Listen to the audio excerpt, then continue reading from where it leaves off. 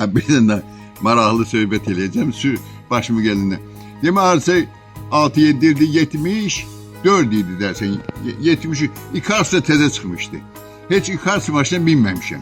Ancaq bunlar mənim böğrümdən ancaq işləyir Bakı Tiflis, Bakı Yerevan işləyirdi o vaxtlar.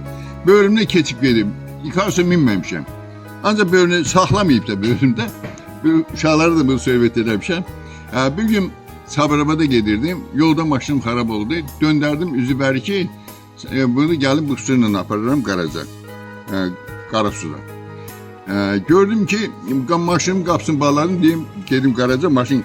Gördüm bir İkars gəlir, Bakı tərəfdən, üzü Kürdəmirə gəlir. Vandan da Tiflis'eydir yəqin ki. Dedim, abi saxlamaz değil mənim maşını. Təxminə 50 dedim. Mən keçəndən sonra gördüm sağladı. Sağlayanda yürüdüm mındalayacağım. Yürüdüm, tez gittim, kapıyı tapmadım. Her yer hamar, İkars'ın her tarafı. Keçtim qabağından fırlandım, böyle geldim. Kapı açıldı, böyle akasyon kapısı.